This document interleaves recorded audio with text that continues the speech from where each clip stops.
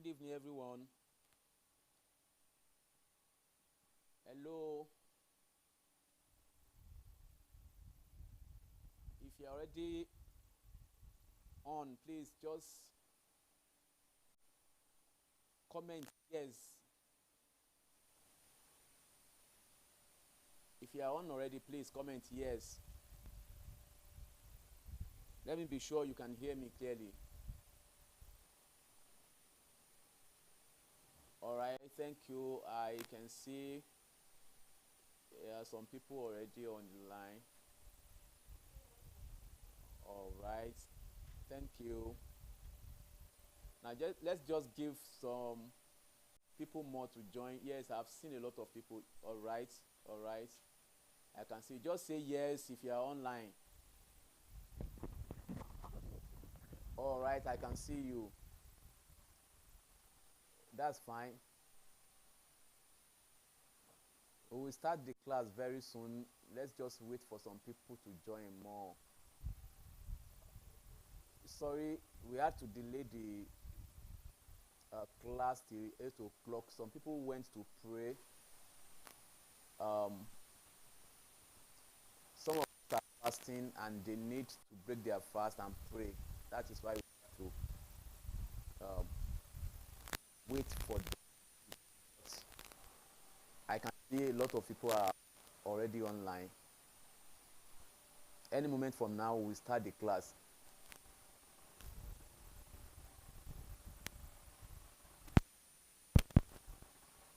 All right, I can see you. Keep saying yes if you know you can hear me clearly. If okay, somebody said I can't hear anything.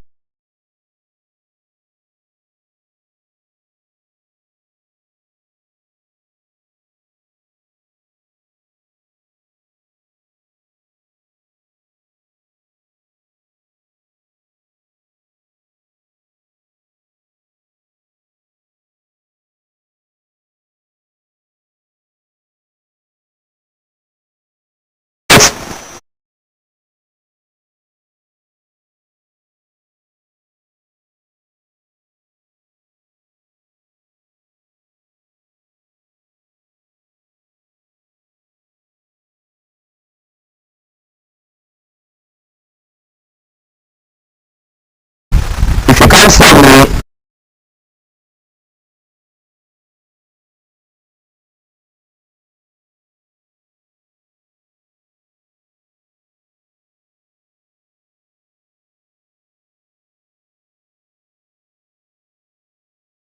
or I check.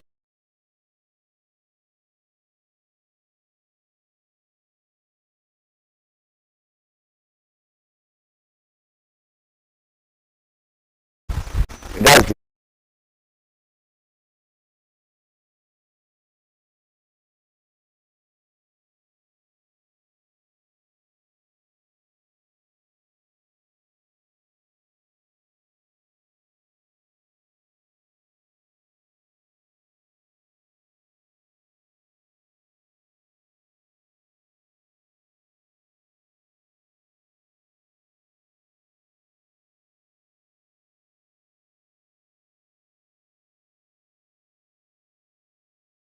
Yes, sir. Okay. Now, can you hear me now? Yes, I understand you can't hear, but the moment you can hear me, just type yes. Your light. Your light. Live now. Okay. Okay, good. The audio is good now.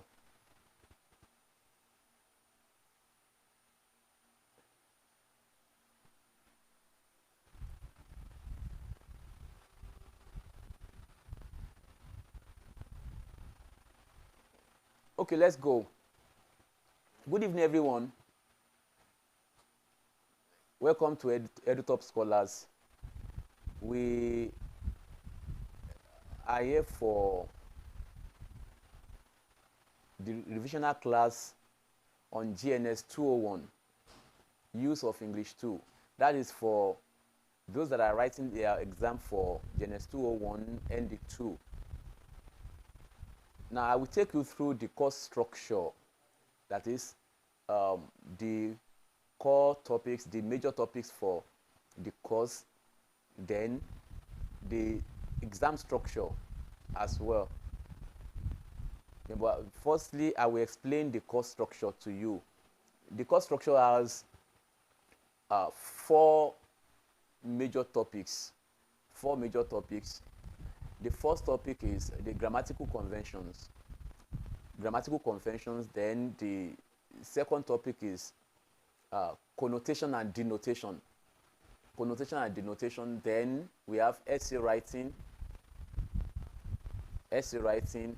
Then we have literature in English. So those are the 4 major topics. And you are going to answer questions on these 4 major topics. I will go through them again.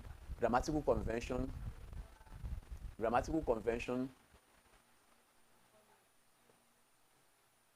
denotation and connotation, essay writing, then literature in English. Now, the exam question will cover those 4 major topics. Now, your exam will be in 4 different sections. 4 different sections. Section A, Section B, Section C, and Section D. 4 different sections. Now, there are some semesters that we can also have 5 different sections. But either 5 sections or 4 sections, it will cover every aspect of the course structure. Okay. So for grammatical conventions, let me quickly explain what we likely see in the exam.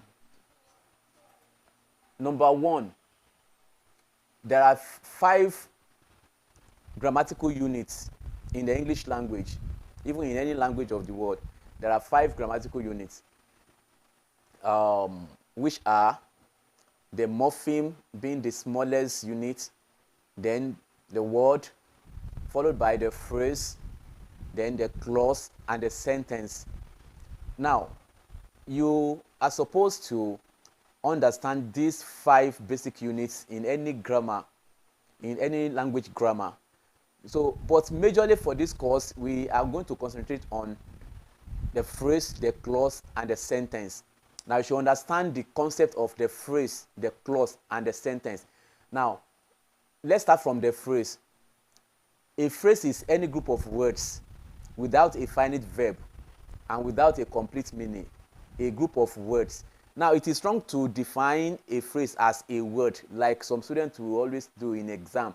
We have seen it several times that students will define a phrase as a word. It is not a word. Now, adjectives, adverbs, they are all regarded as words. Adverb is a word that is used to modify a verb. Adjective is any word that is used to qualify a noun. You see, and each of them, we refer to them as word. But outside that level, The grammatical unit, the next grammatical unit is no more a word, it's a group of words. That is, we are going to have more than one word when it is a phrase, either 2 words, 3 words, 4 words, or any number of words. If it is without a finite verb, then it is a phrase. It is a phrase. So when we have man, man is a word, but as long as you add any article to it, like the man is no more a word, it has become a phrase. The tall man is no more a word, it has become a phrase. The tall American man is a phrase. Now, when you say the tall American man, you notice that there is no verb in it at all. Now, a phrase is a group of words without a finite verb and without a complete meaning. So that is at that level of grammatical classification of grammatical units. So we have the phrase, then we have the clause. Clause is higher in rank to phrase. Clause is any group of words with a finite verb and with or without a complete meaning. Now, the major thing we have to consider here is the presence of a finite verb, which is absent in a phrase. So that is the major difference between a phrase and a clause. A phrase does not have a verb, that is a finite verb, but a clause must have a finite verb. When we say a finite verb, it means a verb that is active, which can also react to a change in tense, change in number. When you change tense, if it is a finite verb, it will change form. When you change number, that if you change from singular to plural, a finite verb will react to that. So it is an active verb. So there must be a finite verb in anything, any group of words that is called a clause. That is the major difference between a clause and a phrase. So take note of that there is a clear difference between a phrase and a clause. In that unit, grammatical unit that we call clause, structurally it has 2 types. We have 2 types of clauses structurally. We have what we call the main clause, and we have what we call the subordinate clause. The main clause is a clause that can stand on its own and make a complete meaning. Now, without depending on any other clause. That is the main clause. Now, why are they saying no, no, no? Are you sure you can't hear?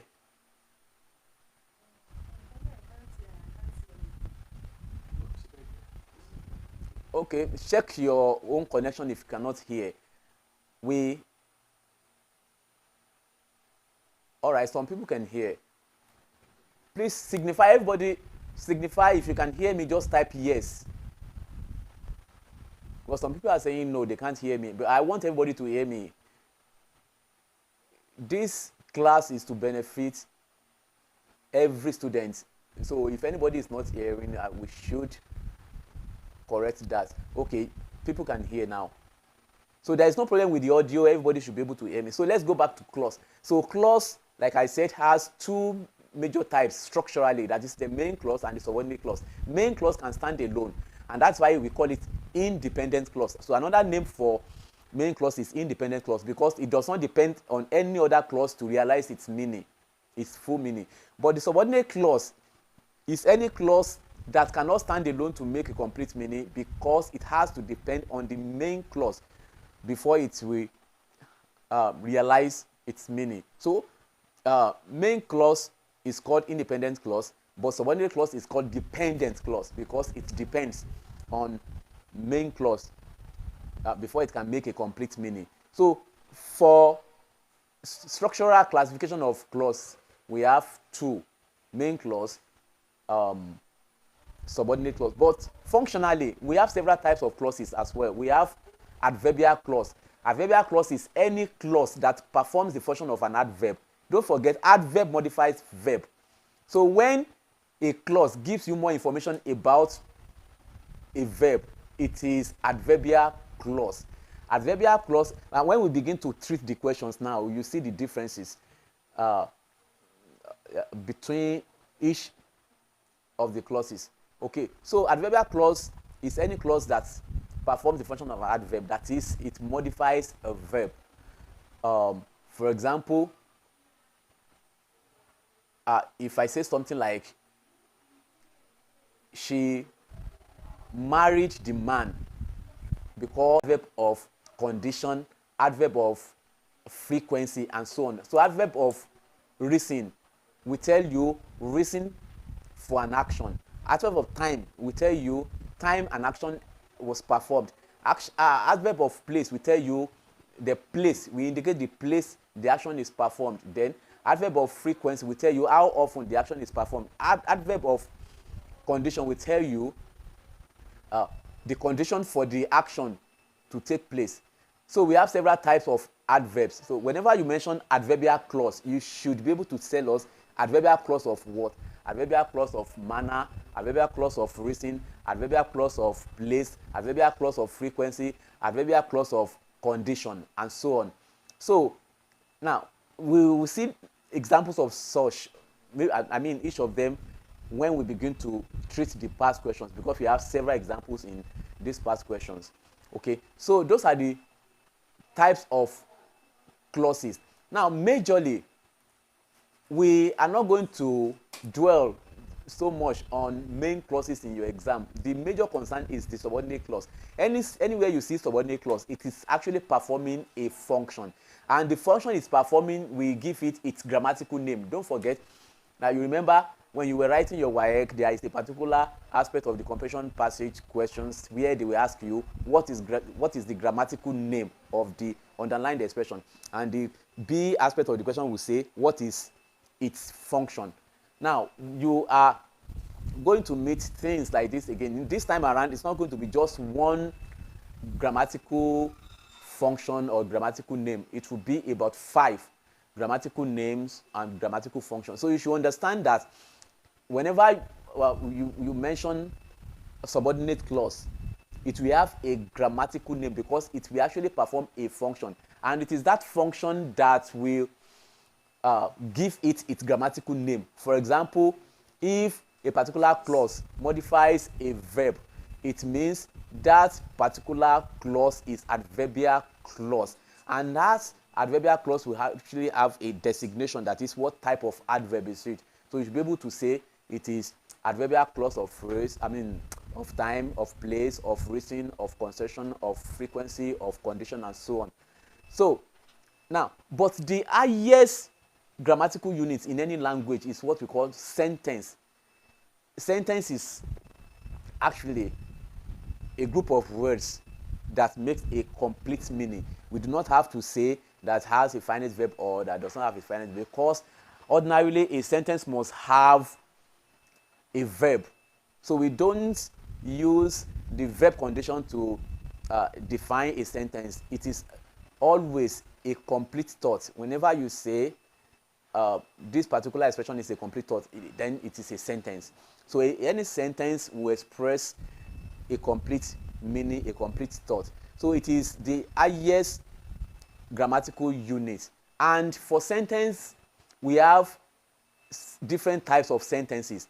In the course outline, you notice that we classify English sentences using 2 parameters. That is, there are 2 ways to classify English sentences. It's either you use structure or function to determine the type. So if you are using structure, we say you use structural parameter to classify the sentence, or you use function, which means you use functional parameter to determine the type of the sentence.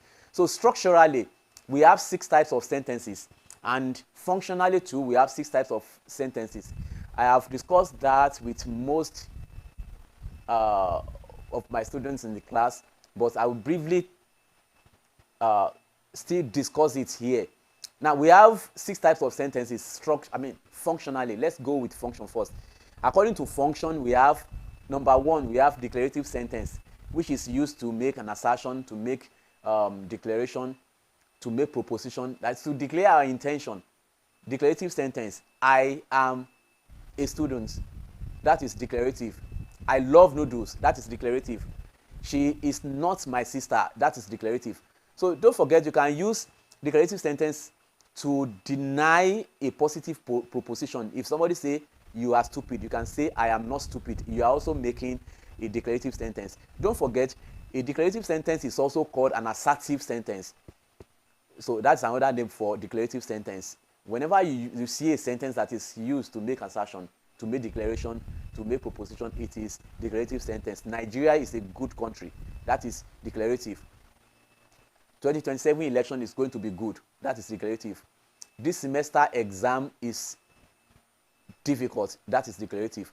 All right, so let's go to the next type of sentence. We call it interrogative sentence. Interrogative sentence is any sentence that is used to ask question. When a sentence is used to ask question, we call it interrogative sentence. Don't forget, all these types of sentences means that whenever we make an expression, that expression is made to perform a particular function. So when you use a sentence to perform a function, that function will give it its name. So when you use a sentence to ask question, it is an interrogative sentence. And interrogative sentence will always end with a question mark. Whenever you see a question mark after a sentence, that sentence is interrogative. Now we have yes or no question, which requires yes or no for an answer.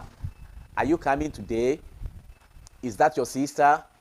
Did you come yesterday? All those are examples of yes or no question. Then we have WH question, which always begins with a WH word, e.g.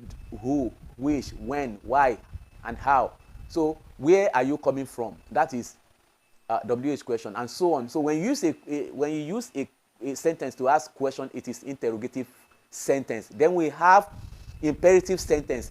Imperative sentence is any sentence that is used to give command or make someone obey our wish. So if it is imperative, it means you are using it to give order or command.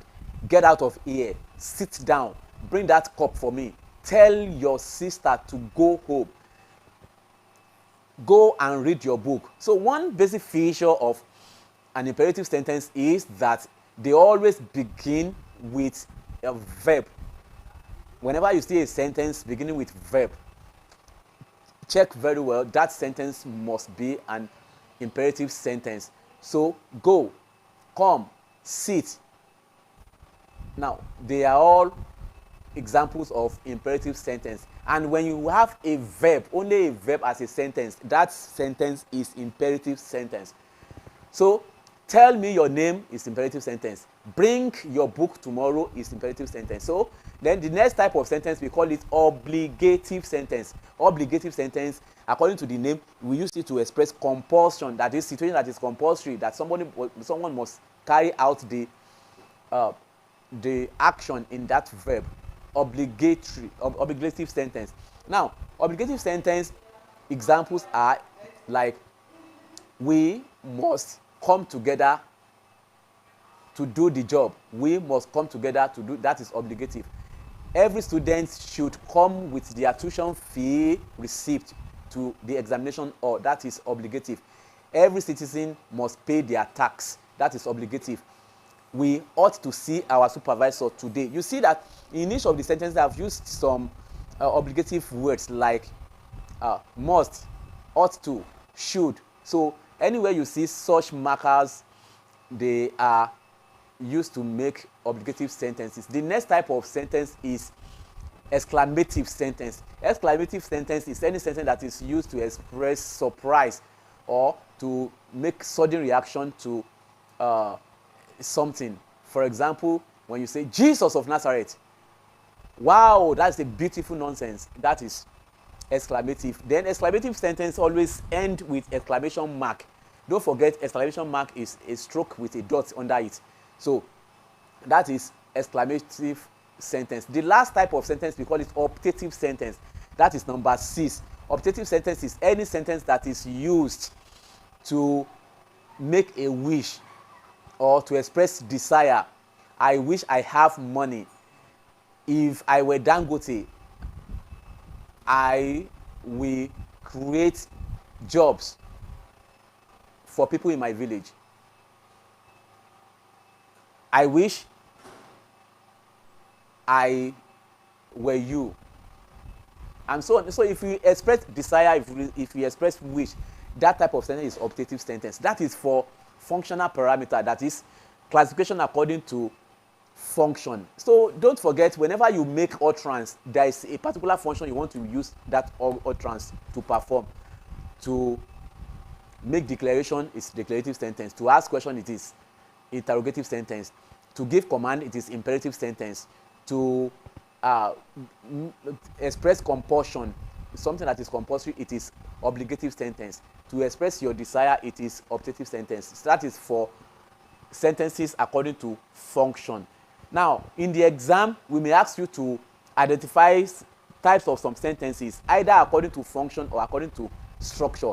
If it is according to structure, those sentences we will likely give you according to structure are the following. We have 6 types of sentences. Number 1, don't forget, now your knowledge of structural parameter depends on your knowledge of your clauses. Main clause, subordinate clause, main clause. If you're able to identify main clause and subordinate clause, then you'll be able to understand structural parameter very well. Number 1, according to structure, number 1 sentence, we call it simple sentence. A simple sentence is any sentence that has only one main clause in its structure. Now, a main clause is any clause that can stand alone to make meaning on its own. But subordinate clause is any sentence that cannot make meaning unless it depends on another clause. That we call it dependent clause. So, in a sentence like, she marries the man because he has money. She marries the man is a main clause. But because he has money is a subordinate clause. It cannot stand alone. You cannot make an expression and the only thing you say is because he has money. It does not make a complete meaning. So in that sentence, because he has money is subordinate clause. So main clause can stand alone. Come early tomorrow because your paper is 9 o'clock. Because your paper is 9 o'clock is subordinate clause. Come early tomorrow is the main clause. All right, now, simple sentence is any sentence that has only one main clause. Our lecturer is busy. That is a simple sentence. Every student is a learner. It's a simple sentence. The Polytechnic Ibadan is the best polytechnic. That is simple sentence. It has only one main clause. She has gone is a simple sentence. It has only one main clause. This is not my book is a simple sentence. It has only one main clause. So let's go to number 2. Number 2 is a compound sentence. A compound sentence is any sentence that has 2 main clauses in its structure, and the main clauses are joined together by a coordinating conjunction. Remember I said a coordinating conjunction, only one coordinating conjunction in a compound sentence. You cannot have 2 coordinating conjunction. That is why some people will commit grammatical error. It is wrong to say something like, I want her, still yells, he went to buy the clothes. Still yells is double conjunction. It is wrong in any sentence to use 2 conjunctions. So only one conjunction at a time. So a compound sentence is any sentence that has 2 main clauses, but the 2 main clauses will be joined together by a coordinating conjunction. Coordinating conjunctions are conjunctions like but, and, yet, still, and so on. So when you say they took the money and ran away. They took the money and ran away. That is a compound sentence. All right. I'm trying to look at the comments. Okay, that's fine. All right. So compound sentence is any sentence that has 2 main clauses in its structure, and the 2 main clauses will be joined together by a coordinating conjunction, either and, but, yet, or still. Now let's go to number 3. Number 3,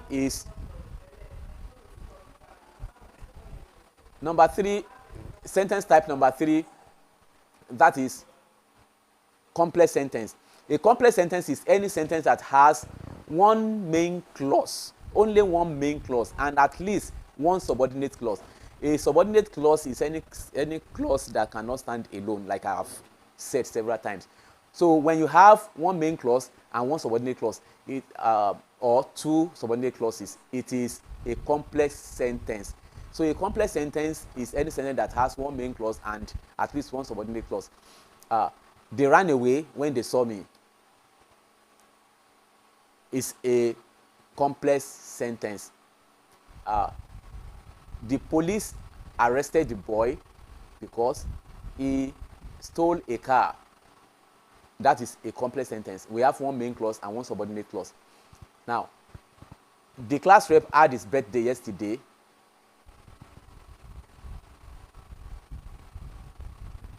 Okay.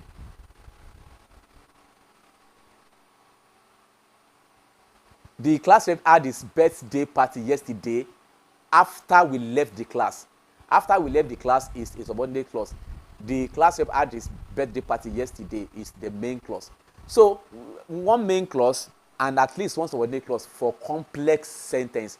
Then for the next type of sentence, we have compound complex sentence. A compound complex sentence is any sentence that has two main clauses, only two main clauses, and at least one subordinate clause.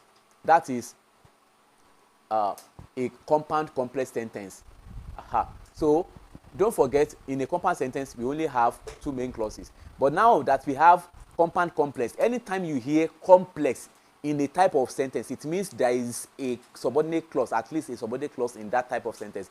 Now, if you just mention a type of sentence and that type does not have complex in it, it means it has only main clauses in it. So either one main clause or two main clauses or more than two main clauses. So in its structure. So but whenever you mention complex in a type of sentence, it means that sentence has a subordinate clause, at least a subordinate clause in its structure. So compound complex means a sentence that has two main clauses and at least one subordinate clause. Then the next type of sentence, we call it multiple sentence. Now multiple sentence is just like advanced form of the compound sentence. Now in a compound sentence, we have only two main clauses, but once you add one more main clause to a compound sentence, it has become a complex sentence. So a complex sentence is any sentence that has more than two main clauses, but without a subordinate clause. So more than two main clauses in a structure means it is a multiple sentence. Now it will not have any subordinate clause in it. And the last type of sentence is a multiple complex sentence. A multiple complex sentence is any sentence that has more than two main clauses and at least one subordinate clause. So remember I said whenever you hear complex, it already has a subordinate clause in it. So that is it. Now for type of sentences, that is the two parameters, functional parameter, structural parameter. It is very important to note that we are going to ask you to identify sentences either according to structure or according to function. So if we ask you to identify according to function, don't use structural parameter. And if we ask you to identify according to structure, don't use functional parameter. So take note of that. All right. The next topic is very important. Please pay attention. The next topic is denotation and connotation. Now, we are going to ask you a question on denotation and connotation. Listen carefully. Hello. This topic is very important. This topic will give you at least 10 marks. At least 10 marks. Denotation and connotation. Now, you should know the meaning of denotation and the meaning of connotation. What is denotation? Now, both denotation and connotation have to do with meaning in language. Meaning. Now, there will be some expression that you make that will have surface meaning. Surface meaning, that is ordinary meaning of such expression. Or even a word. A word will have its ordinary meaning, that is the dictionary meaning. Any meaning or anyone will give to it ordinarily without thinking about it deeply or figuratively. So if a word has ordinary meaning, that is dictionary meaning, we say it has denotative meaning. So denotation means the dictionary meaning of a word, the ordinary meaning of a word. That is denotation. What does it denote? What does it mean? Ordinarily, without thinking about any other thing, what does it mean ordinarily? Denotation. For example, food. Food means any substance that you can put in your mouth as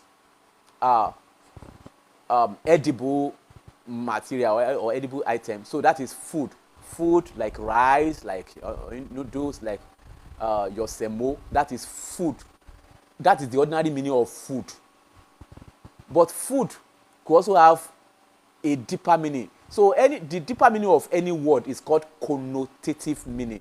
So connotation means the meaning of a word that is beyond the surface meaning. Any meaning you give to a word that is now a deep meaning, different from what it means originally or what it means naturally, is connotative meaning. So when somebody say, what does that connote? It means it has gone beyond ordinary meaning. What does it connote? For you to say, my sister is a dog, what does it connote? So connotation means the deeper meaning of a word. That is what it means. Meaning beyond dictionary meaning, meaning beyond ordinary meaning, meaning beyond surface meaning. That is connotation.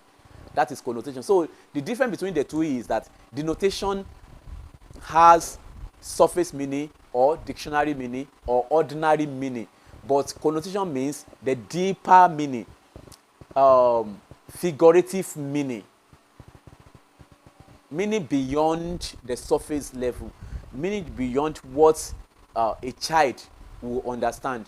So that is connotative meaning. So in the exam, you are going to answer a question on denotation or connotation. One, you may answer question on the meaning of connotation, meaning of the, that's what I've just explained now. Please come again on denotation, sir. Please come again on denotation. I mean denotation, both denotation and connotation means different meaning we can give to words. So denotation means ordinary meaning, dictionary meaning, but connotation means the deeper meaning outside the ordinary meaning, deeper meaning that will give a figurative meaning, meaning beyond what it will mean ordinarily. Now, when I give you example now, you will know, you will understand. Let's take umbrella, for example. And that is what you might likely meet in the exam. We give you different words, and each of the words, you are going to use them either denotatively, okay, both denotatively and connotatively. Now, let's use umbrella as an example. Now, if I say, it is rainy season, I need to buy an umbrella. Umbrella there means what it means ordinarily. That is, an object you use to cover your head or protect yourself from rain or sun. That is umbrella. That is denotative meaning. But if I say something like, I am still under the umbrella of my parents, I am still under the umbrella of my parents, that is connotative. It has gone beyond ordinary meaning of umbrella. It does not mean what you think ordinary umbrella means ordinarily.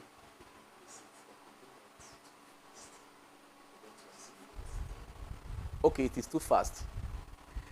All right, I am doing that because I am trying to manage time. But okay, I will bring it low now. I said for denotation, it means the ordinary meaning of word, like food, like table. Table is an object that has 4 legs. That is ordinary meaning. Book. Book is anything that has what you can read on it. That is book. It's an object too. Phone. Your phone is an object that you use to make call or receive call. That is ordinary meaning.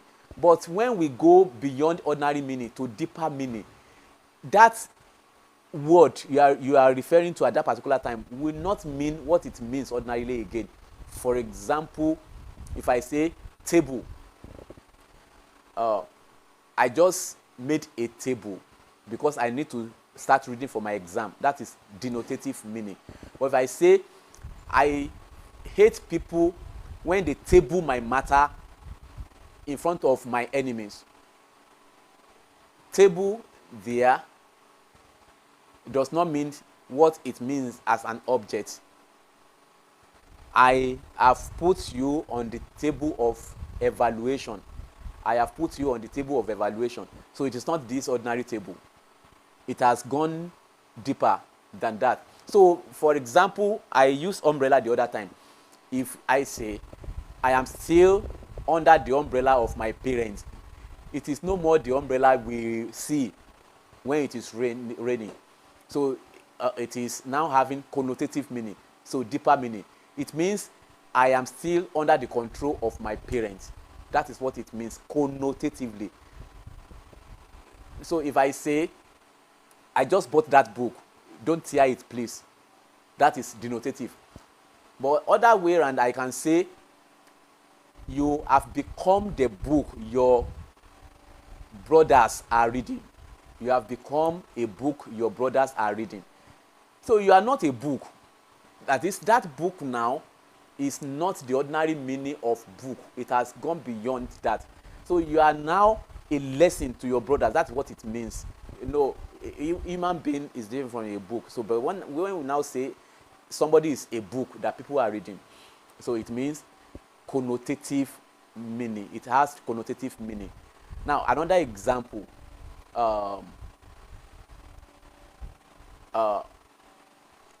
He is the one that is putting food on my table. No, it has gone beyond saying, I don't even like some kind of food in the afternoon. Example, I don't like food like eba in the afternoon. That is denotative meaning. But if I say, I have this information for you, it is a food for thought. It is a food for thought. Now, it is not ordinary food again. It's not what you are going to put in your mouth. That is connotation. So we are going to give you 10 different words or 5 different words, as the case may be. Now, and we are going to ask you to use them both denotatively and connotatively. For example, if we have dog in a set of words, and we ask you to use it denotatively and connotatively, you can say, the name of my dog is Bingo. That is denotative. Now, if you say, Binta has become a public dog. Binta has become a public dog. That is connotative. So you have used dog both denotatively and connotatively. So that is one example. Another example, if I say bread, bread. Now, I want to use it both denotatively and connotatively. Denotatively, I can say, I ate bread this morning. I ate bread this morning. That is ordinary meaning of bread. Now, if I say, Jesus is the bread of life, that is connotative. Or, he is the breadwinner of his family. That is connotative. It is not aggregate bread that we are referring to when we say somebody is a breadwinner. That has gone connotative. So take note of that. I think you already understand what connotation and denotation mean. If you already understand denotation and connotation, please type yes. Connotation and denotation, type yes. If you already understand what denotation and connotation mean, type yes.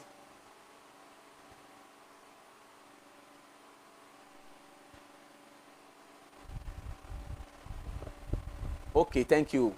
Now we can now go to the next topic. Don't forget, we are still going to treat past question. Now,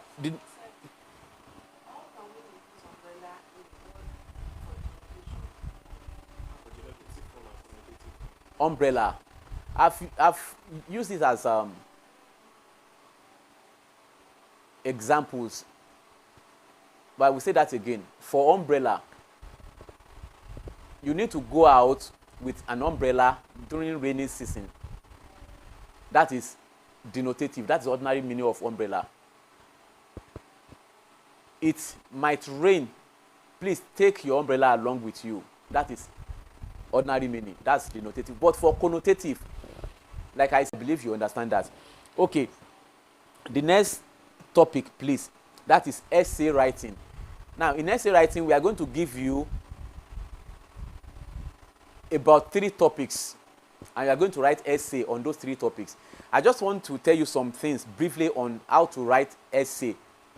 It is not many students will see essay question and it will be like they want to climb mountain. Now, it is not a difficult thing to do at all. Just understand that any essay is a creative writing, especially under examination condition. You have to be creative. So you see that topic for the first time, immediately you should start ideating. That is, you should start creating ideas on what and what are you going to say in this essay. For example, if the topic is the causes of failure in tertiary institution, the causes of student failure in tertiary institution.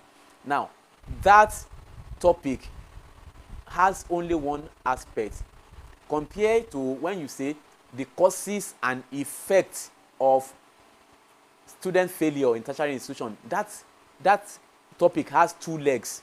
You are going to discuss causes and you are going to discuss the effects. So take note of how you interpret any topic. Make sure you understand it. What and what do we want you to do in that topic? Now, how do you go about it? An essay, we have 3 different parts. What is the meaning of W?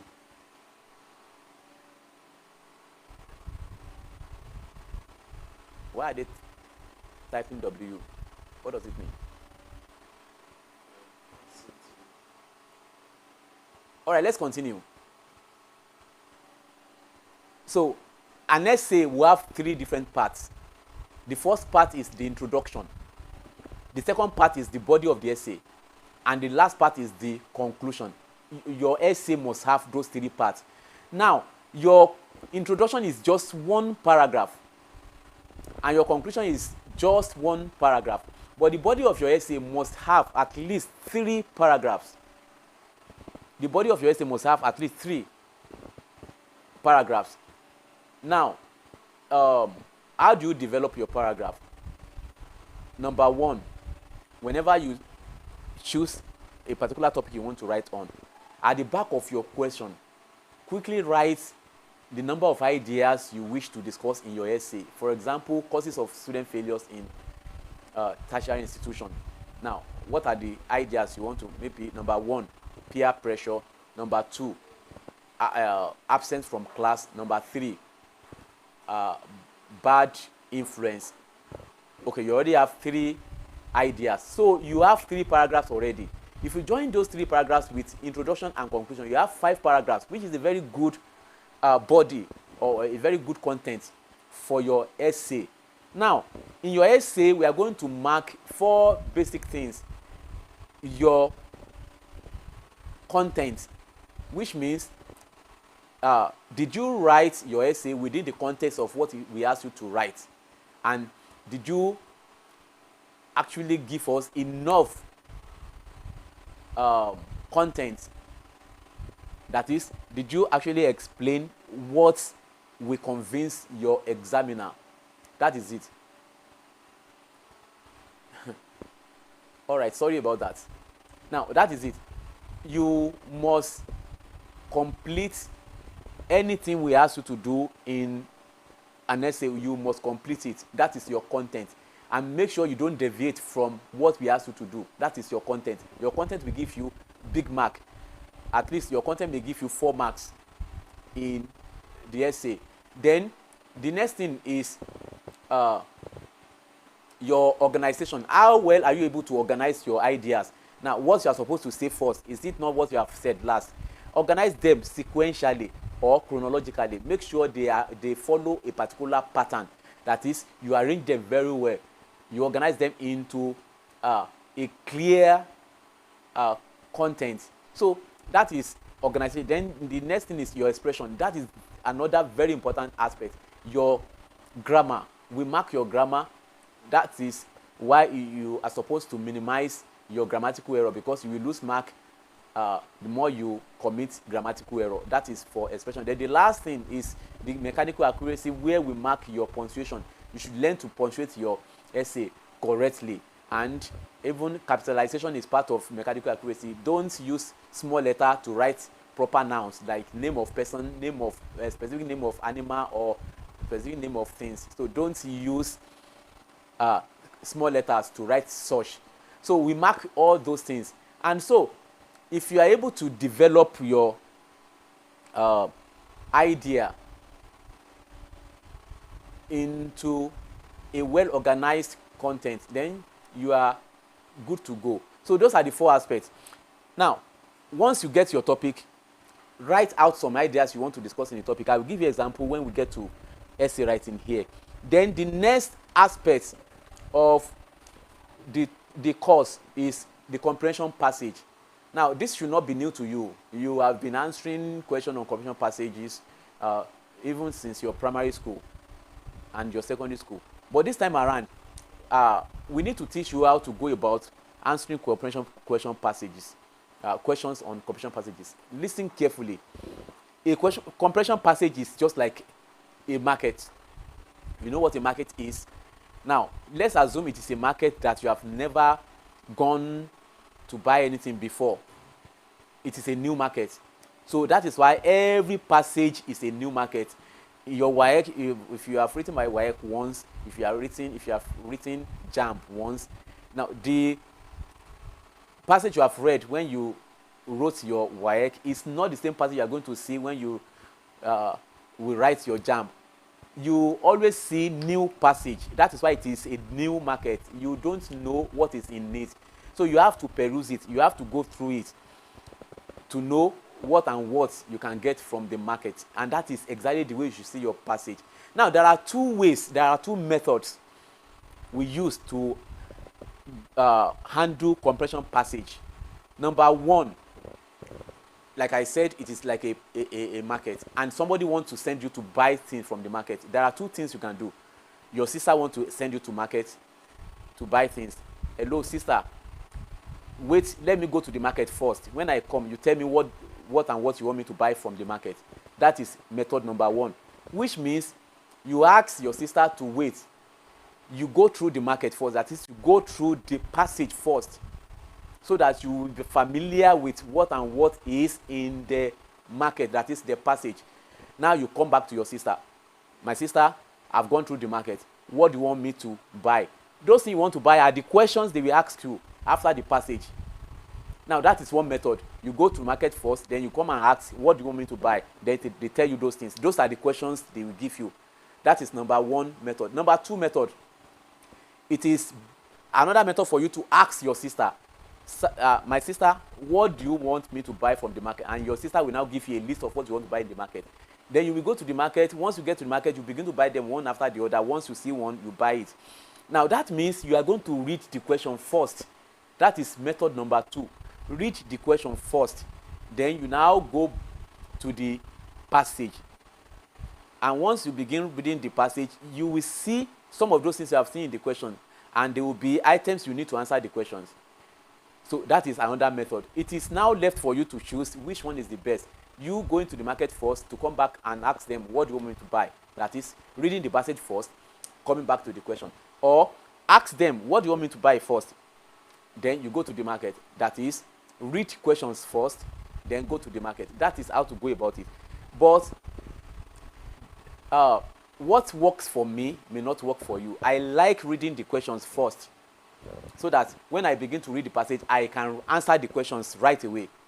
But some students would like to read the passage first, then they will go to the question. The only disadvantage is that might waste your time. If you read the passage first, you may end up reading the passage more than once. But if you go to read the question first, if you are not a forgetful person, once you see answers to the question in the passage, you can answer it, you can write your answers right away.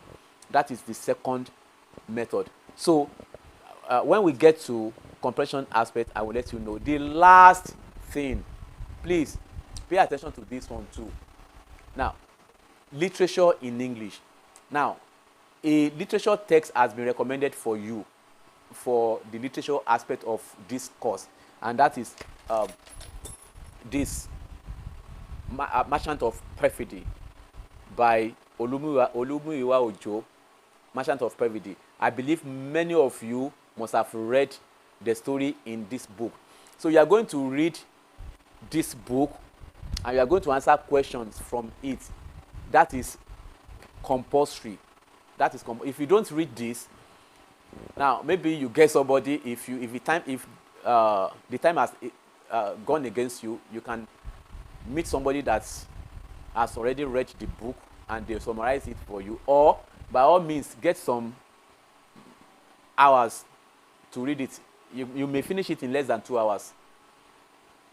That is it. But make sure you understand the story in that book, because that is what you need for the last section of your exam. The last section is literature in English. We are asking you questions from Merchant of Perfidy. Now, I know some of you are lazy when it comes to reading. I will not discuss the story with you, but I will just tell you what we expect from you when we ask you questions from that. Now, when you read this story, make sure you are able to identify the basic themes. Themes means central ideas that dominate a particular work of art. Now, those important lessons, the aspect of life that the author is trying to touch. Now, we can have theme of corruption, theme of oppression, theme of war, theme of hatred, theme of dehumanization. I am not saying all these themes. I am just telling you, giving you examples of some themes that you might see in any literary work.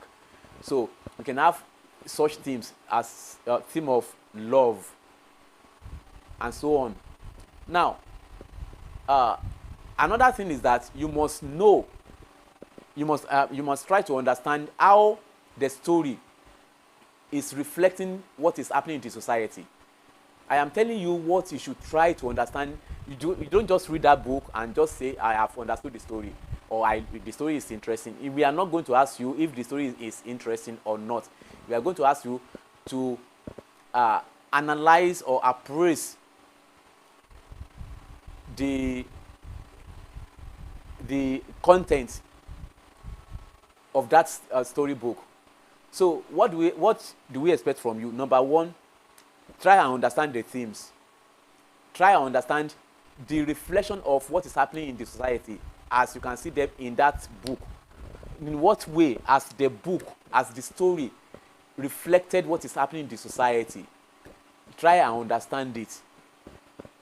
So what has the author projected that will tell us that this is what is happening in the society? So if actually literature is mirror of life, how is this book mirroring the society? How is it mirroring life? That is what we want you to understand. Now, I will treat some questions with you under literature also. So when you read this book, pay attention to those things. That is what is. No, I said nobody's going to ask you if the story is interesting or not. We want to know if you actually read the story or not, and we want you to appraise it and do the literary analysis of the story. So quickly, if there is no question, I'm going to treat the first past question with you. I think you must have seen the past question from your various platforms. So let's start with 2023-24. That is more recent. From the most recent. Let's start from the most recent here. So I've sent 2 past questions to you. So we are going to treat the first one, which is 2020, 2023, 2024.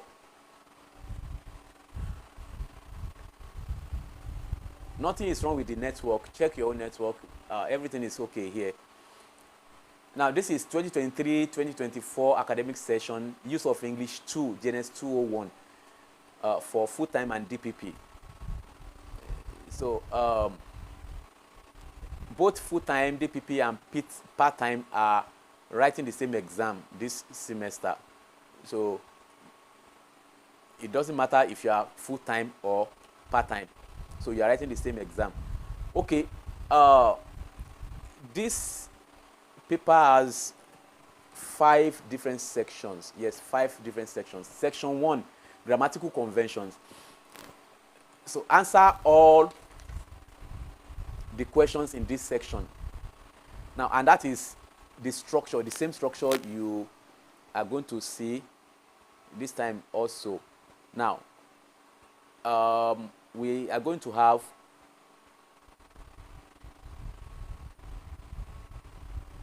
all questions in section A to be answered. So you are going to answer all questions in section A. So answer all questions in this section. Number 1A, identify the type of clauses. Identify the type of clause in each of the following. Excuse me. Identify the type of clause in each of the underlined structures below and state its grammatical function.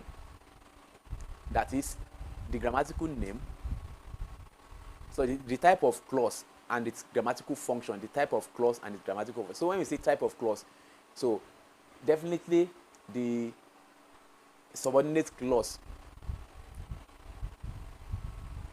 It is only the subordinate clauses that will be underlined, and you are going to say the type of subordinate clause. I have told you for type of subordinate clauses we have adverbial clause, adjectival clause, noun clause, and so on. So let's start with number 1. The election result was declared after he had convinced the nation. The election result was declared after he had convinced the nation. So what is underlined there is after he had convinced the nation. That is a subordinate clause. But what is the name of the clause? It is an adverbial clause of time. It is an adverbial clause of time. Can you see? After he had convinced the nation. So, and what is the function? It modifies the verb was declared. Was declared. So, in the sentence, the election result was declared. When? After he had convinced the nation. So that is adverbial clause of time. That is the time the election was declared. Now, number 2. Number 2. That the president is a lover of peace is not debatable. That the president is a lover of peace is not debatable. So what is underlined? We underline that the president is a lover of peace. Now, that clause is a noun clause. How do you test a noun clause? If a clause functions as a noun, it is a noun clause. And how do you test it? You can replace a noun with a pronoun. So you can replace the whole of that clause with a pronoun. You can say it is not debatable. What is not debatable? That the president is a lover of peace. That is a noun clause. And what is the function of that noun clause? It functions as the subject of the sentence. It functions as the subject of the sentence. So it is a noun clause. That's the name of the clause. That's the grammatical name. That is the grammatical name. So, but the grammatical function is that it is the subject of the sentence. Now, number 3, the man who gave a comic relief at the collation center was a former minister. The man who gave a comic relief at the collation center was a former minister. So that clause is an adjectival clause. Adjectival clause. Some people will refer to it as a relative clause, just because it starts with a relative pronoun. But functionally, it is an adjectival clause. Don't forget, adjective qualifies noun. So that is the function. Now, what is the function of the clause? It is modifying the noun man. That is the function. What is the function? It modifies the noun man. So you can also say it modifies the noun phrase, the man. But it is very simple to say it modifies the noun man. That is it. So because we can say the man was a former minister, then anybody can ask which man. Whatever you say to describe the man is adjectival. So which man? The one that gave a comic relief at the collation center. So who gave a comic relief at the collation center is an adjectival clause. Number 4, our governor is celebrating because he broke the second term jinx. Our governor is celebrating because he broke the second term jinx. Now, the underlined part of the sentence is because he broke the second term jinx. That is also an adverbial clause. What type of adverbial? Adverbial clause of reason. Of reason. Why is our governor celebrating? Now, because he broke the second term jinx. So our governor is celebrating because he broke the second term jinx. That is adverbial clause of reason. Number 4. No, that's number 5. Number 5. Please check the comments. Any question? We can still continue. All right. Number 5.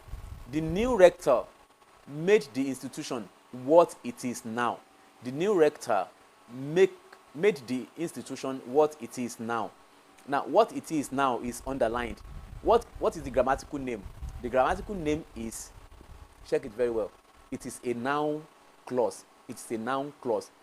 And check that structure very well. It has 2 complements, that is 2 objects.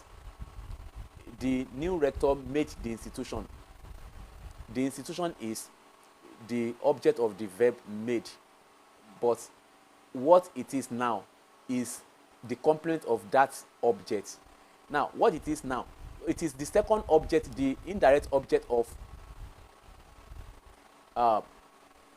the verb made.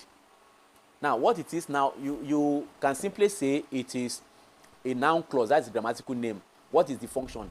It is the complement of the object, that is the institution. Okay, I think you got that one right too. So, but it's a noun clause. Number 6 now. If the nation prays, the mercies of God will follow. So we underlined if the nation prays. Now that is definitely an adverbial clause. An adverbial clause. What type of adverbial? That is reason. Adverbial clause of reason. Of condition. If, I beg your pardon, it is adverbial clause of condition.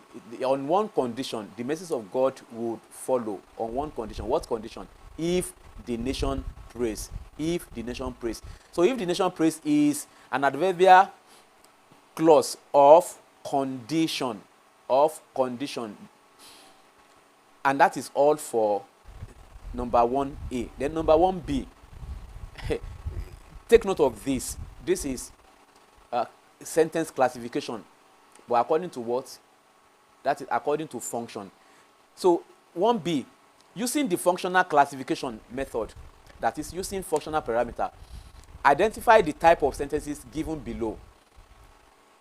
Now, many of you should be able to tell me the answers even before I will say it. You should have understood the way I explained the other time. What function is each of these following performing? The first one is used to ask questions. So it is what?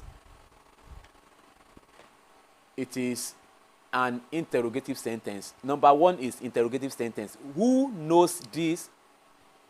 Who knows his potentials? Who knows his potentials? That is an interrogative sentence. You can see a question mark there. If you see a question mark after a sentence, it is an interrogative sentence. Who knows his potentials? That is interrogative sentence. Number 2, hooray, democracy is at last. That is, you can see exclamation mark there. That is exclamative sentence. Exclamative sentence. Number 3, we will resist dictatorship. we will resist dictatorship. That is declarative. That is declarative. That is to make an assertion. That is assertive sentence. Number 4, give me the key of your car now. Give me the key of your car now. That sentence is used to give order or command. That is imperative sentence. It's an imperative sentence. Give me the key of your car now is imperative sentence. Number 5, if I were the governor, I would pay all the outstanding now. If I were the governor, I would pay all the outstandings now. That is an optative sentence used to make a wish or express desire. If I were the governor, I will pay all the outstandings now. It is optative sentence. Optative sentence is used to express wish or desire. Optative is spelled as OPTATIVE. Optative sentence. Now, the last one, number 6. You must pay your tax promptly. You must pay your tax promptly. That is obligative sentence. That's an obligation. Whenever you see must, should, ought to, it is to express obligation. That's obligative sentence. Now, they have asked us to identify sentences according to their function. But in some other cases, they may also ask you to identify them as using structural parameter, that is according to structure. But this one is according to function. Okay, so let's go to section 2, which is essay writing. Like I told you, you are going to write an essay, and that should not be a difficult thing for you to do. Once you see your topic, just try to write some ideas at the back of your book. What are the points you want to discuss? That will help you. Then you introduce, you conclude. That will give you a good number of paragraphs. So the topics here, now every semester we will give you about 3 topics. Just choose one of the topics. So here we have given you 3 topics too, and very likely that tomorrow you'll be given 3 topics as well. So topic number 1, another year without the Chibok girls. Another year without the Chibok girls. Number 2, cashless policy in Nigeria. What an experience. Number 3, Polytechnic education in Nigeria.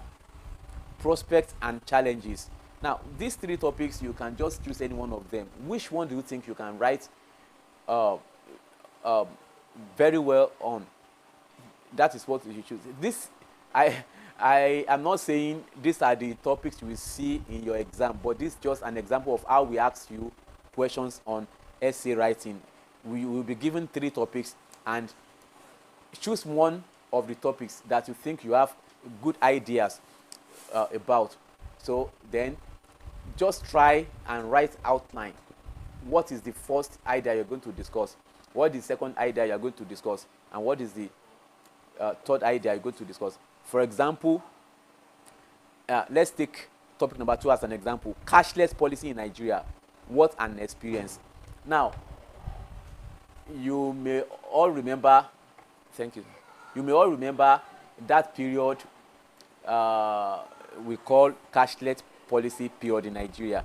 Now, where everybody was saying no cash, no cash, no cash. And people were always having one challenge or the other before they can spend money, because there was no cash with anyone. So, what can you say about this experience? Now, what will be your idea? What it has caused to the economy? What has caused to family matters?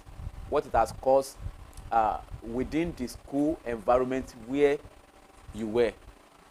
So just form about 3 ideas, then you will have 5 paragraphs, which is always okay.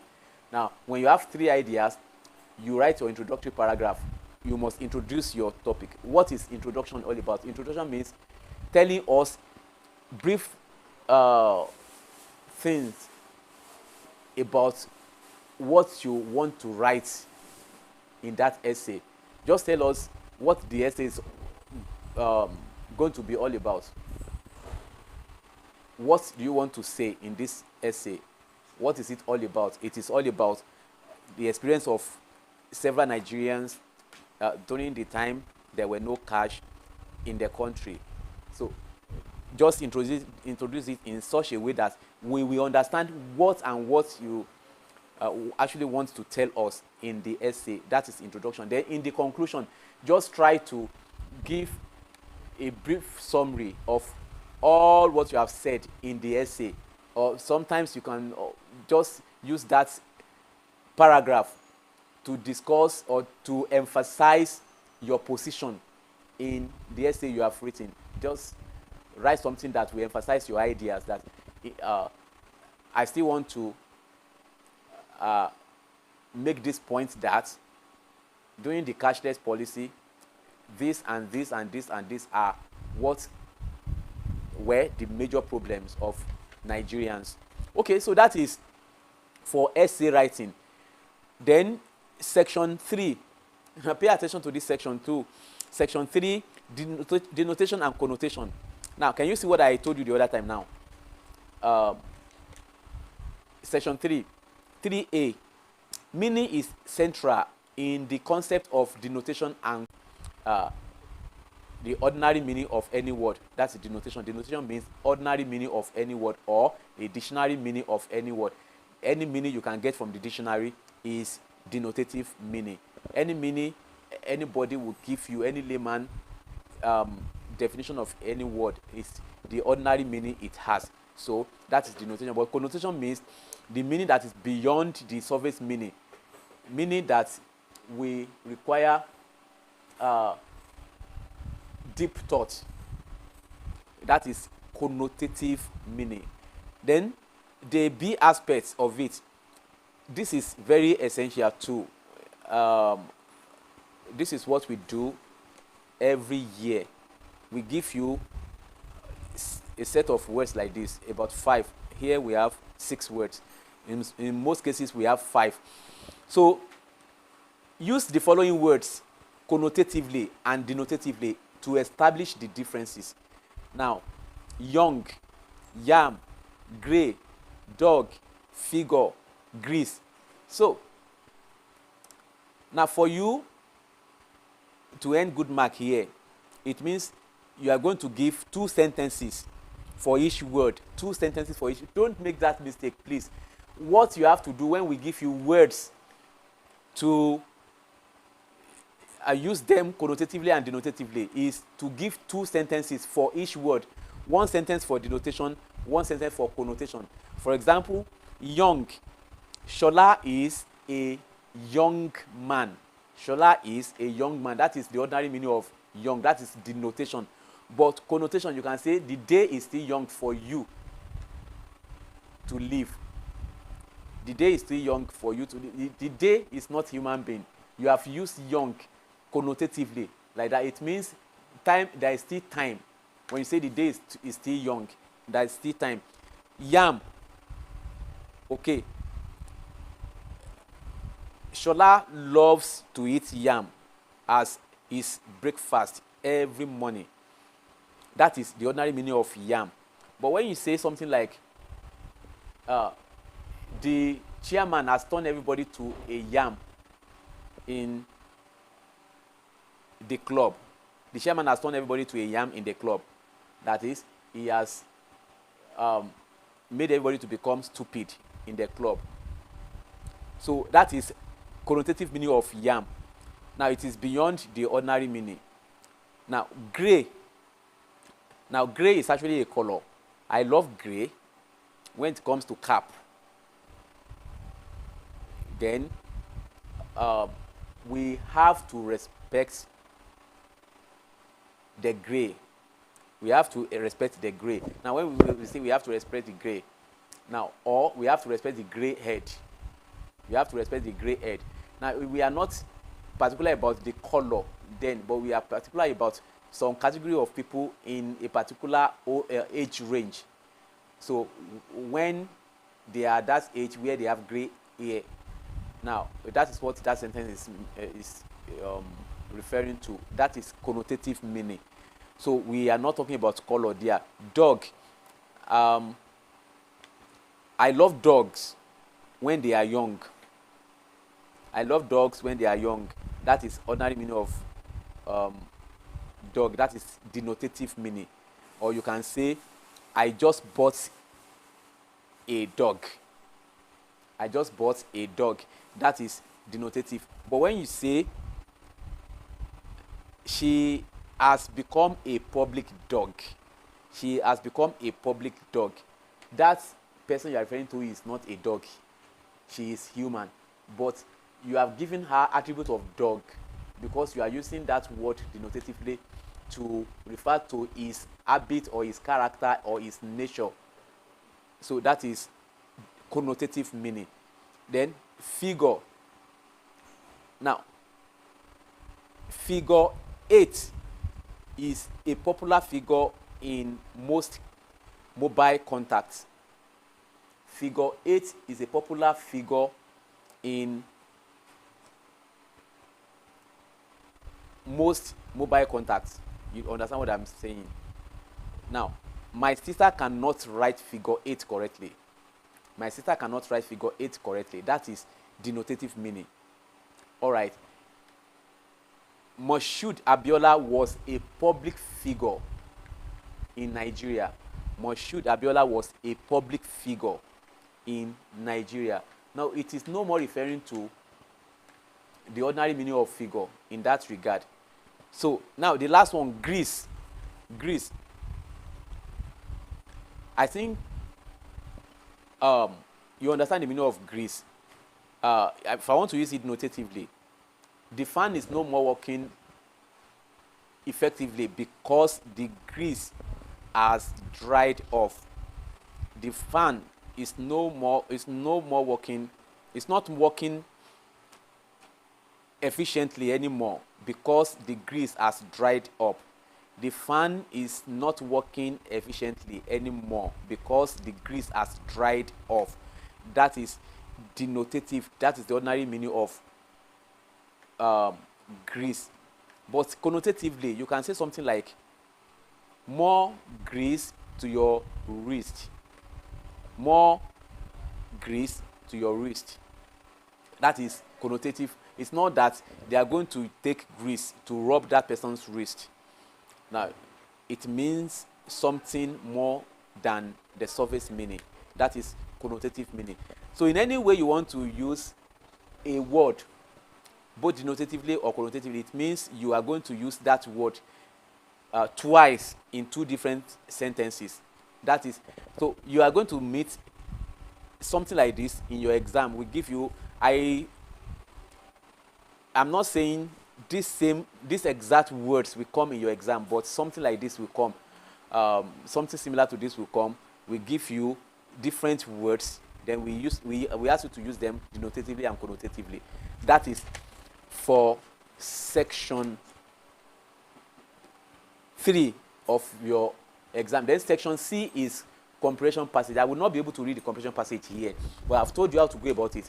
It is either I read the passage first and I go to the question, or I read the question first and I go to read the passage. So if I read the question first, once I begin reading the passage, it is likely that I see some answers to the questions once I already know the questions. But in other ways, I can read the passage first, then once I begin to read the answer, I may remember where the particular place where I have seen the answer to the question. Then I can easily go back to the passage. All the methods are good. I mean, the two methods are very good. It depends on which one you like most. So, but for any question in this section where we ask you to replace any word with another word as used in the passage, make sure any word you are using to represent it, if you read that line again, that line will still have its original meaning. It will not lose its meaning. That is what we mean by as used in the passage. It must stay there, and when we read the line, the expression again, the expression must not change meaning. And there is something we call context clue. If you don't know the meaning of a word, you should not be bothered. There's a way you can trash out the meaning. Just go back to where the word is used. Look at the context. Look at the environment. The environment will suggest the meaning to you. Let me give you an example. The word galvanize, if it is used in a passage, galvanize, in an expression like, he did not just commit the crime, his brother galvanized him into doing it. Now, he did not just commit the crime, his brother galvanized him into doing it. Galvanized there has a special meaning, and what it means is that his brother, you can give me alternative word to replace galvanized there. His brother lured him, his brother encouraged him, his brother motivated him, his brother pushed him, his brother spurred him, and so on. So it could mean that somebody pushed somebody. So you can use the environment to determine the meaning of the word. Look at connotation. Let's check where connotation is used. Line 1. It may have an outright negative connotation, but in English it basically means I do talk. So look at, okay, if you read from the beginning, gossip. Yes, gossip is universal. In some languages it may have an outright negative connotation. So connotation is underlined. So what can you use to replace connotation? The only word that can stand there is meaning. It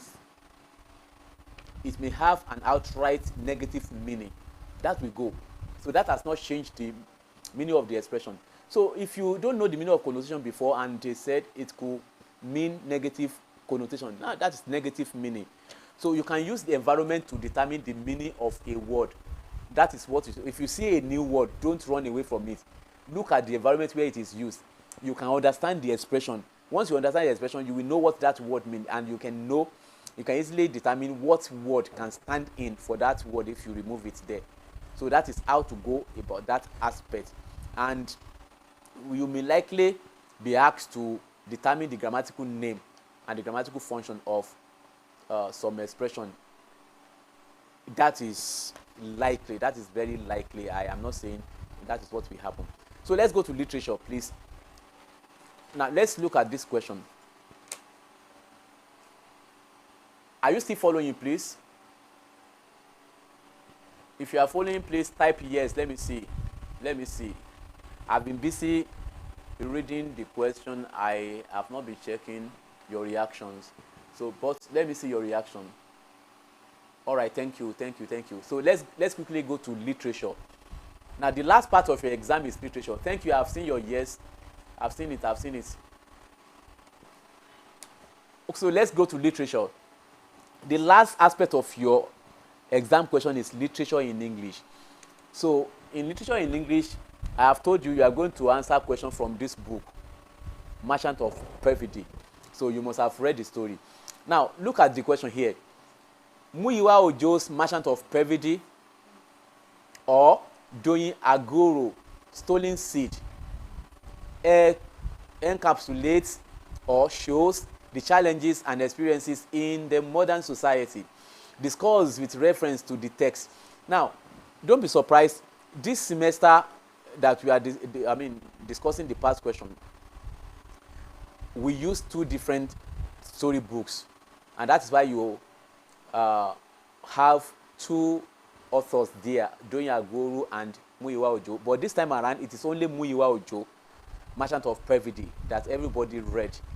So the question will only be on Muyiwa Ojo, Merchant of Perfidy. No option. So in this case now, the question says, let's remove Agoro now. Muyiwa Ojo's Merchant of Perfidy encapsulates or shows the challenges and experiences in the modern society. Discuss with reference to the text. What this one is saying is that you should discuss the relevance of the story in Muyiwa Ojo's Merchant of Pevity to what is happening to society. How does it show what is happening to society? How does it show the challenges in society? And in that book, though I've promised I will not explain what happened in that book, but it is all about how different people are trying to make money in the society. If you see the subtitle of that book, it is Kemi Shati Lowo. That is the subtitle, Merchant of Pevity. That is the motive of most people in the society now, that Kemi Shati Lowo, that is getting rich as quick as possible, is what everybody is running after now. And that is what Muyiwa Ojo is trying to project in that book. Several manners, several crook means by which people are trying to make money. Now, there are several reflections of that in politics, how some politicians will do some dubious things to make money, just trying to betray the trust people already have in them, then lying to people, telling people what they will not do in the next 10 years, that they will do it in just 1 year. So all because they want to make money. And apart from that, how several people are doing some things like rituals and some other bad things because they want to make money. Those are the things that Muyiwa Ojo is projecting in that. And if you know, I mean, if you can consider it very clearly or carefully, you will see that that is what is happening in society now. It is a true reflection of the society. Merchant of Pevity is a true reflection of the society. How people are trying to get money through illegal means and some other bad means that will dehumanize other people. That is rituals, fraud, 419, and some other things like that. But he also projected that the end result of such activities, such behavior, such characters are not always good. He projected that too. Now, you cannot just say all these things that I'm saying just like that. I do not want to talk about several characters in this book, because many of you will just pick that without reading the book. I want you to go and read. For all these things I have said, go and read and pick up some characters that you can mention in your explanation, so that we actually know that, so that we know that you actually read the book. If you just tell me the story and you did not say one or two things that will make me understand that you actually read the story, you are just deceiving yourself. Make sure you mention names of some characters when you are giving your example. If you say the story reflected the happening in society, especially when people are trying to make money in illegal means. For example, so person did so things because he wanted to make money, and at the end of the day, he got it wrong. Mention the name, mention what he did, mention the end result. That will make us know that you actually read the book. Okay, look at second question. Look at the second question there. Question number B. With reference to Muyiwa Ojo's Merchant of Pevity, discuss the role of any 4 characters to the plot development of the play. Now, don't let that expression, the plot, gives you issue. Don't let it give you any issue. What that means is the development of the storyline. Now, mention some characters, at least 4 characters, mention their name and tell us their contribution to the storyline. Their contribution to the storyline.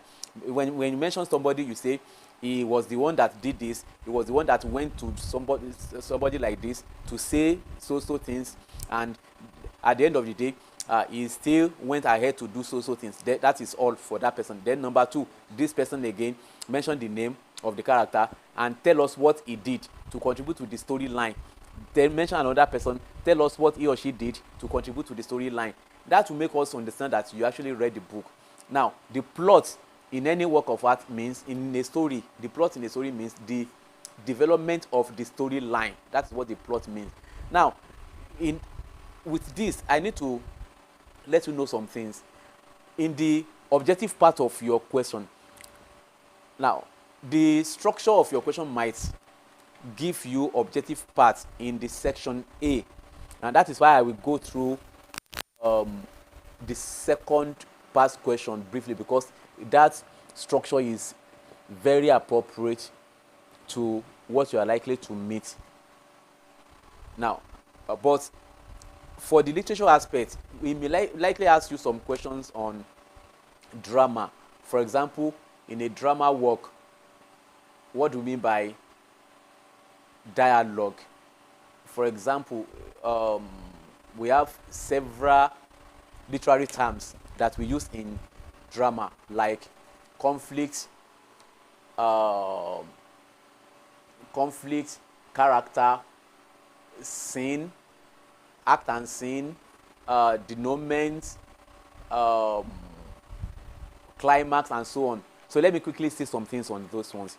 Now, drama is a work of art that is written in dialogue, and it is acted on the stage. That is what drama is.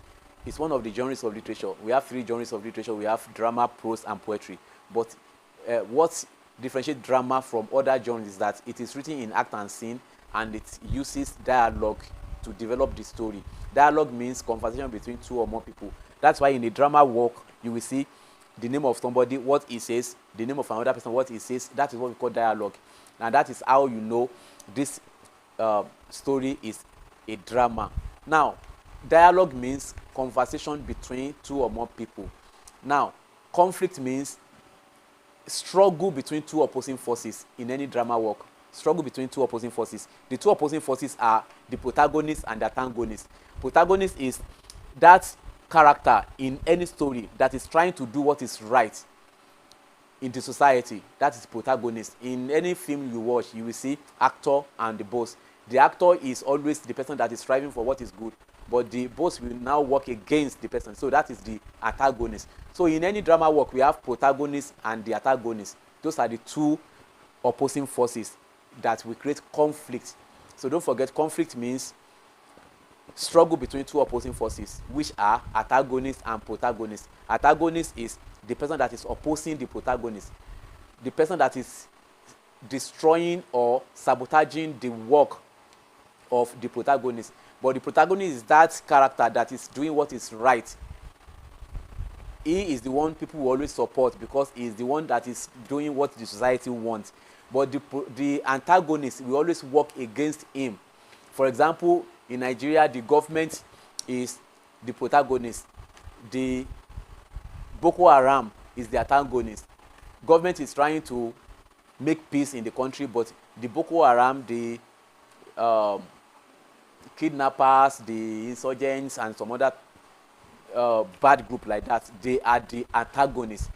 So if we write a drama about Nigeria and the bandits, now the federal government will be the protagonist and the bandits will be antagonists. So in Muyiwa Ojo, identify the protagonist and identify the antagonist so that you'll be able to talk about the 2 of them. So in any drama work, we have protagonists and we have antagonists. Then we have what we call, I have told you, conflict is the struggle between the 2 of them. But when the conflict is developing, the conflict will get to the highest point, that is climax. We call it climax. So climax means the highest point of conflict in any story. The highest point of conflict in any story, that is that point when you see the actor and the boss coming face to face, and that time they must end the struggle, they must end the conflict. That is climax. When we say Otiwa Doju Ebai, that is climax in any story. So at climax, something will later happen. It's either the antagonist was able to overcome the protagonist, that is, the boss wins the actor. That one will make us sad. And when any story ends in a sad mood, that story is called tragedy. That is tragedy. But when, in any case, the protagonist is able to overcome the antagonist, then we are happy and we say it is tragic comedy, because along the line a lot of things will have happened to the protagonist that are sad. So that time we are sad because the activity of the antagonist will have affected a lot of things. We are sad about that. But later, when the protagonist is able to overcome, then we say we are happy, and it is tragic comedy. Both happy and sad mood combined together, that is tragic comedy. But if from the beginning to the end we are happy in a story, we say that story is comedy. So we have 3 types of drama in that regard. We have tragedy, comedy, and tragicomedy. Don't forget, all those may come in your objective questions.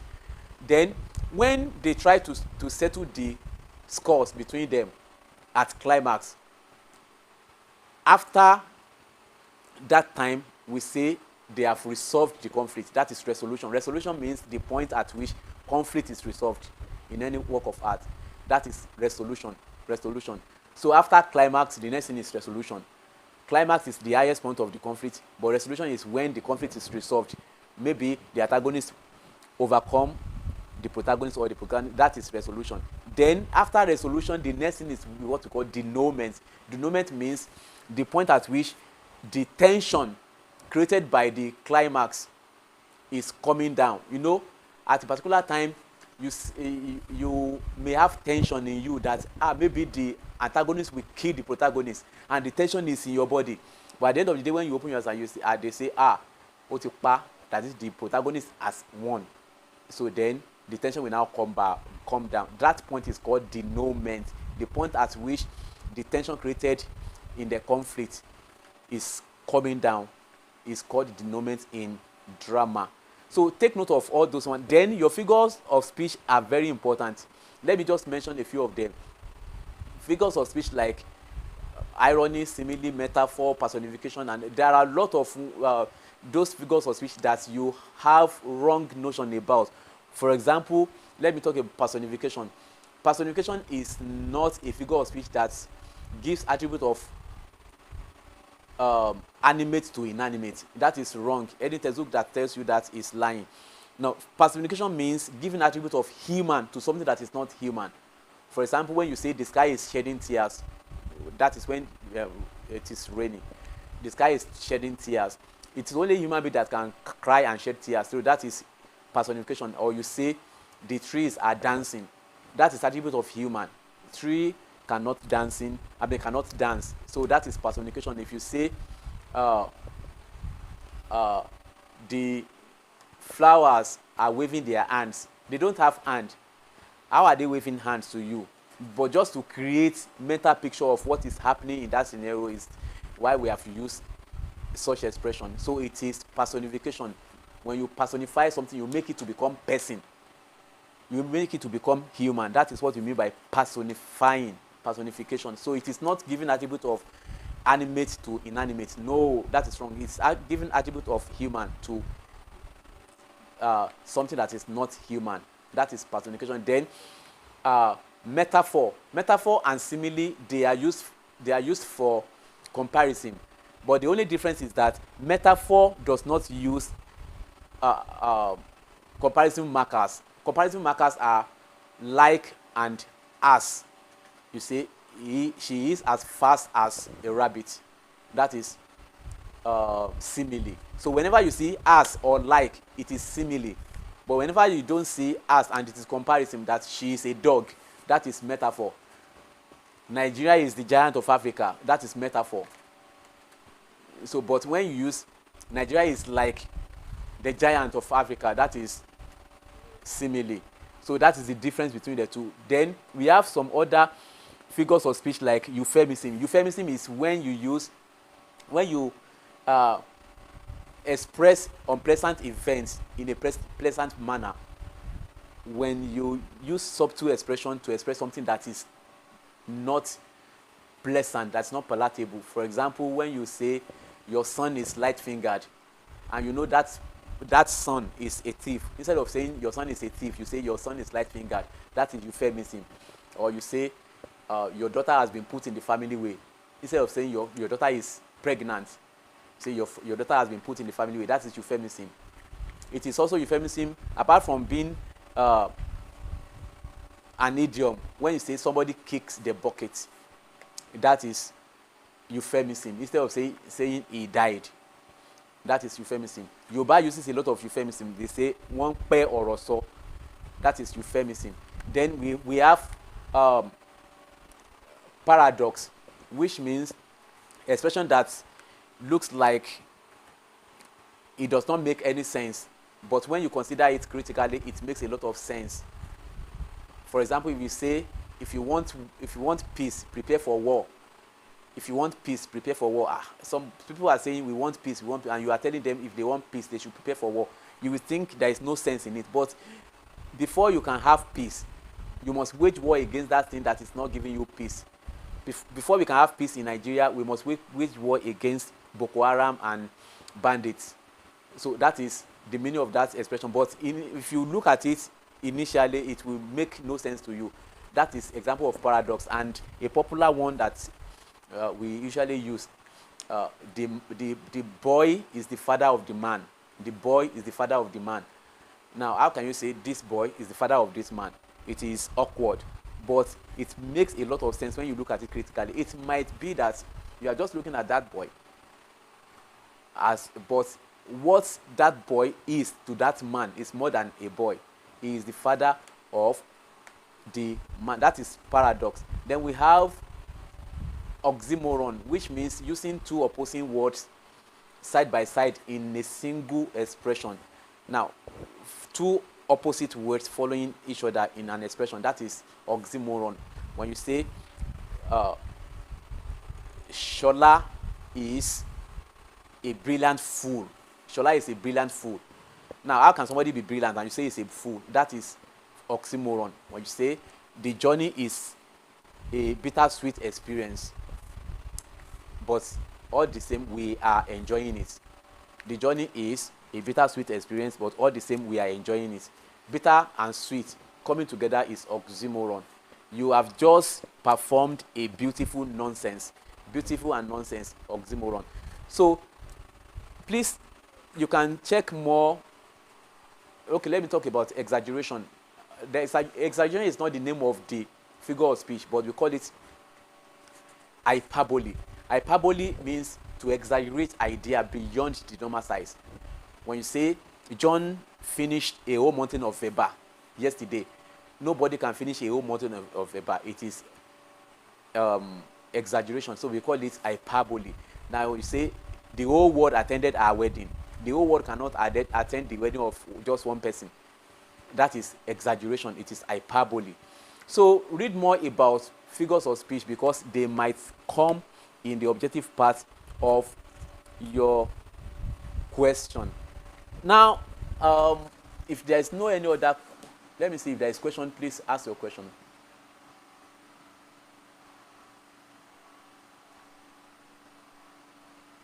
Somebody is asking one question from 200 what? Okay, all right.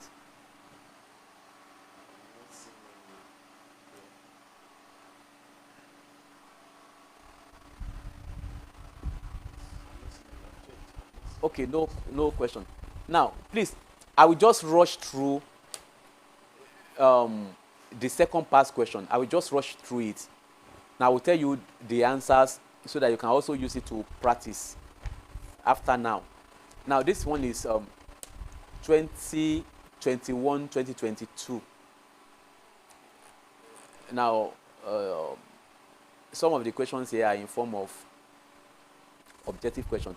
Now, section A, that is grammar aspect. State the grammatical name of each of the following underlined expression. In this case now, we do not ask you for grammatical function, only grammatical name. Trusting in him, I trudged along. Now, trusting in him, now that is an adverbial clause. Why did I trudge along? It's because I trust him. So, trusting in him, I trudge. That is adverbial phrase. It's a phrase. It's not a clause. It's a phrase. That's adverbial phrase of reason. Why I trudge along. So the first one is adverbial phrase of reason. Number two, he did whatever he was told. Okay, that is adverbial clause of, okay, I'm sorry, that's not adverbial clause. Look at it very well. He did it. He did whatever he was told. We can say he did it. What did he do? Whatever he was told. That is a noun clause. It is a noun that we can use a pronoun to represent. So we can use it to represent the whole of that. Now, what is the function? It is the complement of the verb did. Complement of the verb did. So it is a noun clause. It is a noun clause. He did whatever he was told. It's a noun clause. Then number 3, he failed the course because he was ill prepared. He failed the course because he was ill prepared. Now, because he was ill prepared is adverbial clause of reason. Why did he fail? He failed the course because he was ill prepared. That is adverbial clause of reason. It modifies the verb failed. Now, number 4, Nigeria will be great if our politicians love other Nigerians as they love themselves. Now, the underlining should be from if our, you can correct the underlining. So, if our politicians love other Nigerians as they love themselves, that is a adverbial clause of condition. On one condition, Nigeria will be great. On what condition? If our politicians love others like they love themselves, that is adverbial clause of condition. Then that all the students pass their examination is not a mark of brilliance. That all the students pass their examination is not a mark of brilliance. Now, that is another noun clause. It's a noun clause. Why is it a noun clause? That is the subject of that sentence, and we can use a pronoun to replace it. We can say it is not a mark of brilliance. What is not a mark of brilliance? That all the students pass the examination. It's a noun clause, and it functions as the subject of the sentence. You can use a pronoun to replace all of that. That is it. It is not a mark of brilliance. Now, the next one, identify the structural type of each of the following sentences. This is according to structure. Identify the type of sentences. Now, the first one, the man died. That is a simple sentence. Structurally, it is a simple sentence because it has only one main clause. Number 2, she was delivered of the baby before the doctor arrived. She was delivered of the baby before the doctor arrived. That is a complex sentence. It has one main clause and one subordinate clause. And the main clause is she was delivered of the baby. That is the main clause. The subordinate clause is before the doctor arrived. That is the subordinate clause. So it is a complex sentence. It is a complex sentence having one main clause and one subordinate clause. Then number 3, which is number 8 now. Number 8, he came, he saw, and he conquered. We have 3 main clauses there. He came, one main clause. He saw, another main clause. He conquered, another main clause. That is a multiple sentence. A multiple sentence. He came, he saw, and he conquered. 3 main clauses. Now, number 9, the killing by herdsmen will stop when the president is ready for it. Now, when the president is ready for it is a subordinate clause, and that makes that sentence a complex sentence. One main clause and one subordinate clause. That is a complex sentence. Then number 10, the kidnapped students claimed they had no food for 3 days. The kidnapped students claimed they had no food for 3 days. Now, that is another simple sentence. Excuse me. Now let's see how many main clauses do we have there. Don't let us conclude yet. Sorry, I'm coming. What number, please? Okay, number 10. The kidnapped students claimed they had no food for 3 days. Okay, how many clauses do we have there?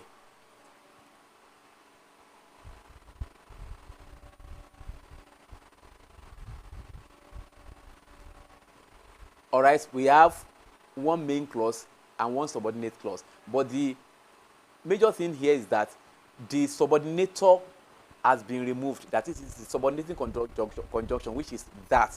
Now, the full sentence should be the kidnapped students claim that they had no food for 3 days. So that they have no food for 3 days is a subordinate clause, and so it's a complex sentence. It's a complex sentence. So the subordinate clause subordinate clause there is that they had no food for 3 days, although the that has been omitted. So that is all for the structural parameter. Identify the main clause in each of the following sentences. This is simple, very simple to identify. If he asks for the money, give it to him. Give it to him is the main clause. He committed suicide because he was jilted by his lover. That the main clause is he committed suicide. Now, it seems that the JAMB has improved considerably in its conduct of its examinations. So the main clause is it seems. That is very technical. It seems is the main clause. But the whole of that the JAMB has improved considerably in its conduct of its examination is the subordinate clause. That the JAMB has improved considerably in its conduct of examination, that is the subordinate clause. So the main clause is it seems. It seems. Now, number 14, if only he had listened to his father, he would have escaped the attack. Now, he would have escaped the attack is the main clause. He would have escaped the attack is the main clause. Now, number 15, he passes instruction to his subordinates as if he were the chief executive. All right, the main clause is he passes information to his subordinates. That is the main clause. He passes information to his subordinates. So as if is. So the next one, determine what each of the following sentences is according to function. That is functional parameter again. Sit, that is imperative. Sit, that is to give command. Imperative. Number 17, he is a teacher loved by all. That is declarative. That is declarative sentence. That is assertive sentence. Number 18, what a beautiful car he has bought. That is exclamative sentence. You can see exclamation mark. Then number 19, what do you think you are talking? Sorry, who do you think you are talking to? That is interrogative. Having a question mark there, that is interrogative, to ask question. He dances well. That is declarative or assertive. Then the next one rather, use the following words both denotatively and connotatively. Green, time, father, lady, flower. So if you want to use it denotatively, for green, the Nigeria flag has green, white, and green. That is for the color. The memory is always green. The memory of his triumph is always green. The memory of his triumph is always green. So we are not referring to green color this time around. That is connotative. Okay, time. Now, the time is 12 o'clock. That is for denotative. But connotative. Now, your time will soon be over if you don't marry as soon as possible. What time? We are not talking about the actual time. That is psychological time. Okay, father. Now, John is the father of those two children. John is the father of those two children. Okay, that is for that one. Democracy is the father of good governance. Democracy is the father of good governance. So father there is not the other, the father we refer to in dictionary meaning. Now, okay, lady. Now, lady, Shola is a lady without future ambition. Shola is a lady without future ambition. That is for lady. All right. Then the connotative usage will now be something like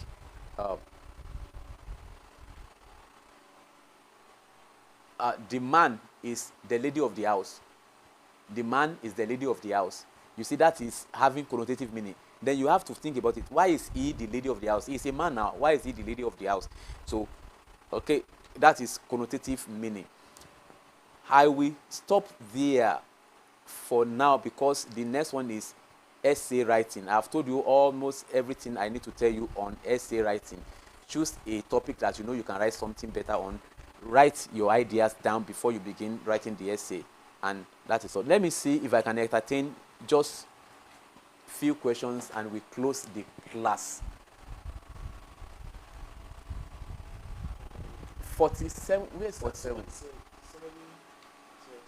We must watch the way the pendulum of public opinion is swinging. What figure of speech?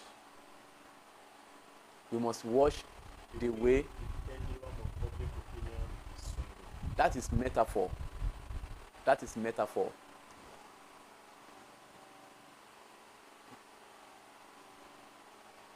Any other question?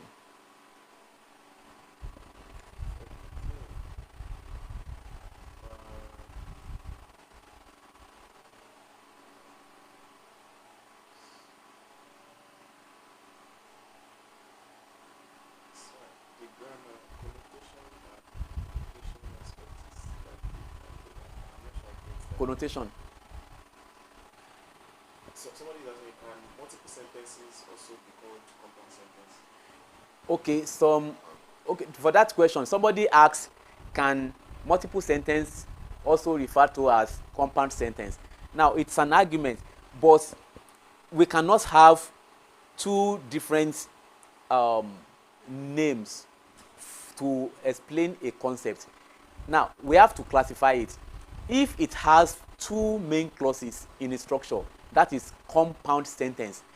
But if it has more than two, we must give it another name. That is when we came about multiple sentence. It is multiple when you are counting 3, 4, 5 main clauses in a structure. That is multiple. So I do not agree with such author that says compound and multiple mean the same thing. For the purpose of this exam, compound sentence means any sentence that has, two main clauses, only two main clauses, joined together by coordinating conjunction. But for multiple sentence, once you have more than two main clauses, you can have you can have 3, 4, 5, 6 main clauses in a structure. That is multiple. That's what we mean by multiple. You just reason about it. When you say something is multiple, now it has multiplied. It has multiplied. So that is the meaning of multiple. Multiple means more than two main clauses. If it is two main clauses, it is compound. So don't say they mean the same thing. I know there are authors that say they mean the same thing, but I do not agree.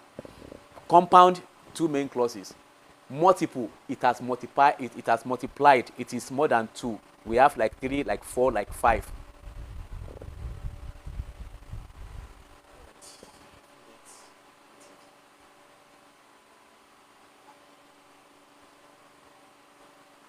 So I think I've done justice to this discussion.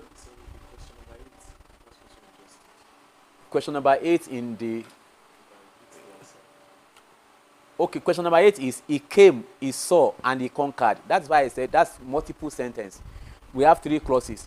Each of them can stand alone. He came, he saw, and he conquered. It's a multiple sentence.